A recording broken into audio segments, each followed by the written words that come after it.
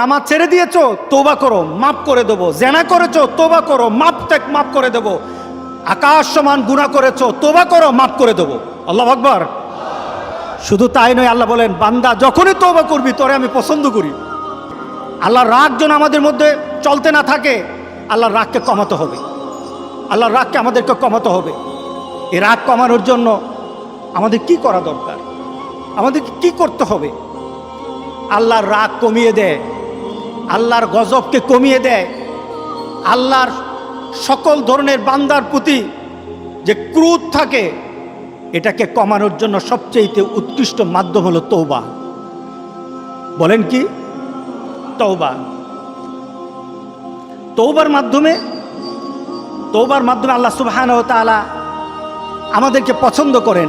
যেমন আল্লাহ সুবহানাহু ওয়া তাআলা সূরা বাকারার 222 নম্বর আয়াতে বললেন, ইন্নাল্লাহা ইউহিব্বুত তাওয়াবিন, ইন্নাল্লাহা ইউহিব্বুত তাওয়াবিন ওয়া ইউহিব্বুল মুতাতাহহিরিন। আল্লাহু আকবার, আল্লাহু আকবার। আল্লাহ বলতেছেন, বান্দা যদি আমার কাছে তওবা করো আমি তোমারে ভালোবাসি। যদি আমার কাছে তওবা করো, তোমার গুনার জন্য তওবা করো, নামাজ ছেড়ে দিয়েছো, তওবা করো, মাফ করে দেবো। জেনা করেছো, তওবা করো, মাফ করে দেবো। আকাশ সমান গুনাহ করেছো, তওবা করো, মাফ করে দেবো। আল্লাহু আকবার। শুধু তাই নয়, আল্লাহ বলেন বান্দা যখনই তওবা করবি তোরে আমি পছন্দ করি। এত গুনাহ করার পর তুই যখন আমার সাথে তওবা করবি আমি তোরে পছন্দ করি। শুধু তাই নয়, আল্লাহ সুবহানাহু ওয়া তাআলা বলেন যারা মুতাতাহহিরিন, যারা পবিত্রতা অর্জন করে আল্লাহ তাদেরকে পছন্দ করেন। আমরা পবিত্রতা অর্জন করি কি দিয়ে? উযু দিয়ে। বলেন কি দিয়ে? উযু দিয়ে। আমরা পবিত্রতা অর্জন করি তওবার মাধ্যমে। প্রথম এটা হলো আত্মার পরিশুদ্ধতা। আপনার দেহকে পরিশুদ্ধ করতে হবে, আত্মাকে পরিশুদ্ধ করতে হবে। আপনার আত্মাকে পবিত্র বানাবেন। আত্মাকে পবিত্র বানাতে হলে তওবা লাগবে। এটা পানি দিয়ে হবে না, মাটি দিয়ে হবে না। আপনার আত্মাকে যদি পবিত্র করতে চান তাহলে তওবা লাগবে। কি লাগবে? তওবা। এবার আত্মার পবিত্রতা হলো তওবা দিয়ে। এবার দেহ পবিত্র করবেন। আমার মাবুদ আমাদের প্রতি রাগ করে আছে, আমাদের মাবুদ আমাদের প্রতি রাগ করে আছে। আমাদের মাবুদকে আমাদেরকে সন্তুষ্ট করতে হবে। আমরা আমাদের মাবুদকে রাজি করতে হবে। আমরা তওবার মাধ্যমে আল্লাহকে রাজি করতে আর চেষ্টা হব। গোটা পৃথিবীর মুসলমান আর সময় নাই। সুতরাং আমরা আল্লাহর কাছে প্রাণ বলে আজকে কাঁদি। যারা নামাজ পড়ো না, তুমি টের পাও না, মসজিদের দরজা তোমার জন্য বন্ধ হয়ে যাবে। তুমি মনে রেখে দিও, মসজিদের সাথে তোমার সম্পর্ক তোমার হয় নাই, তুমি জান্নাতের দরজাও তুমি খুলতে পারবা না। তুমি এখনো বেনামাজি, এখনো সকালবেলা তুমি ঘুমাও, এখনো তুমি আল্লাহকে ভুলে আছো, এখনো তোমার কাছে তওবার কথা তোমার চিন্তাতে আসে নাই। তুমি অনেক কিছু হতে পারো, তুমি মুসলমানের কাতারে থাকবা না। তুমি অনেক কিছু হতে পারো, তুমি ইসলামের কাতারে থাকবা না। সুতরাং আমার রাসূলের কথা হলো তওবা তো তখন পর্যন্ত। আমার আল্লাহ বলেছেন লাইসাতিত তাওবাতু লিল্লাযিনা ইয়ামালুনা সাইয়্যাত। একটা মানুষ পাপ করার পর সে তওবাটাকে লেন্দি করে, তওবাটাকে সে দূরে সরিয়ে দেয়, মনে করে এখন না আরো পরে তওবা করব, খালি পরে করতে থাকে। তার জন্য তওবা নাই। হাত্তা ইদা হাদরা আহাদাহুমুল মাউত, যখন মৃত্যুর দুয়ারে চলে যায়, যখন সে ইনসেপ্টিকেরিয়াতে চলে যায়, যখন সে বিভিন্ন ধরনের আইসিইউতে যায়, তখন বললে ইন্নী তুবতুল আন, এখন তওবা করতেছি। আল্লাহ বলেন এটা আমার কাছে তওবা না। যারা এইভাবে তওবা করে তাদের তওবা আল্লাহ বলেন লাইসাতিত তাওবা, এটা তওবা নয়, এই তওবা আমি কবুল করি না। রাসূল সাল্লাল্লাহু আলাইহি সাল্লাম বলেছেন মা লাম ইয়াতাগারগির, যখন গড়গড় আরম্ভ হয়ে যাবে তখন আর তওবা কারো কবুল করা হবে না। গোটা পৃথিবীর মধ্যে কিন্তু গড়গড়ার পর্যায়ে চলে আসছে। এখনই আমাদেরকে ফিরে আসতে হবে।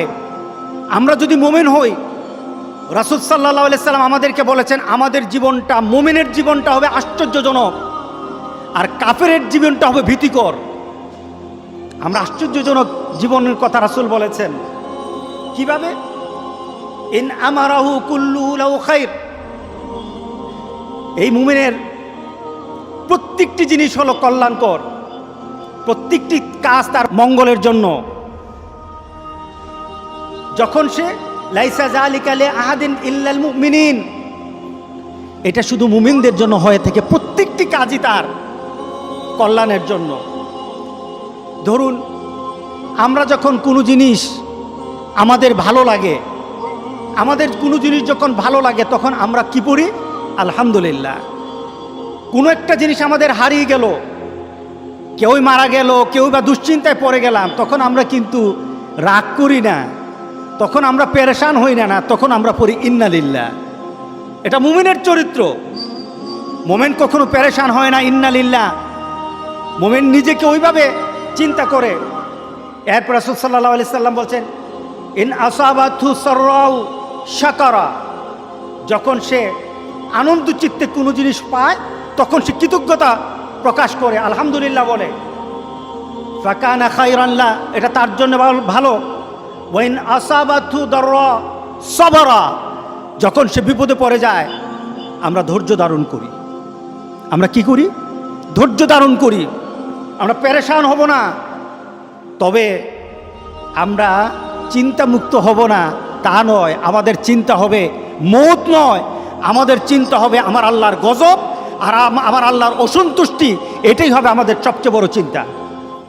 রাসূল সাল্লাল্লাহু আলাইহি সাল্লাম বলেন আমি প্রতিদিন 100 বার তওবা করি। হ্যাঁ, তুবু ইলাল্লাহি ফা ইন্নী আতুবু ফিল ইয়াউমি ইলাইহি মিয়াতা মাররা। রাসূল বলেছেন তওবা করো। আমি মুহাম্মদ সাল্লাল্লাহু আলাইহি সাল্লাম, যার কোনো গুনাহ নেই, আগেও নেই পিছেও নেই, সবসময় আমি মাসুম, কিন্তু আমি প্রতিদিন 100 বার তওবা করি। কতবার? আমরা কতবার তওবা করব? গনে গনে দরকার হলে 100 বার তওবা করব। রাজি আছি সবাই ইনশাআল্লাহ? তাহলে আজ থেকে আমার তওবার চেষ্টা আরম্ভ হয়ে যাবে। তবে তওবার চেষ্টা যদি চলতে থাকে, তওবার দরজা আল্লাহ বন্ধ করবে না। তওবা যদি চলতে থাকে, তওবার দরজা আল্লাহ বন্ধ করবে না। কোনো না কোনো সময় আল্লাহ বলবেন বান্দা তোর তওবার কারণে তোরে আমি মাফ করে দিলাম। আমরা এই কাজগুলি করবো তো ইনশাআল্লাহ? নামাজ যারা পড়ে না, ঘাড় ধরে ধরে তাদেরকে আনেন। কেন নামাজ পড়বা না? তুমি মুসলমান, এই মুহূর্তে তুমি আমরা এক কাতারে দাঁড়াই। এটা যদি আপনার সন্তান হয়, ধরেন নামাজ পড়তে আসো। রাগ করতেছেন? কঠিন করে কথা বলেছি? আমি কঠিন করে বলি নাই। আমাকে বলানো হয়েছে মুহাম্মদ সাল্লাল্লাহু আলাইহি সাল্লামের কথা কঠিন ছিল নামাজের ব্যাপারে। কেউ যদি আমার কঠিন কথাকে কঠিন হিসাবে নেন, তাহলে রাসূলকে কঠিন বানাতে হবে। রাসূল সাল্লাল্লাহু আলাইহি সাল্লাম বলেছেন তোমার সন্তান 7 নামাজ শিখাও, তোমার সন্তান 10 নামাজ না পড়লে তার পিটাও। কে বলেছেন? কে বলেছেন? রাসূল বলেছেন। তাহলে রাসূল কঠিন হলেন না? নামাজের ব্যাপারে কঠিন না? নামাজের ব্যাপারে আমরা কখনো সহজ হব না। রাজি আছি তো সবাই ইনশাআল্লাহ? নামাজের ব্যাপারে আমাদের কোনো সহজতা নাই, কোনো কম্প্রোমাইজ নাই, কারোর সাথে আমার সম্পর্ক নাই। নামাজ আছে তো সম্পর্ক আছে, নামাজ নাই আল্লাহর সাথে তার সম্পর্ক নাই, আমার সাথে তার কোনো সম্পর্ক নাই।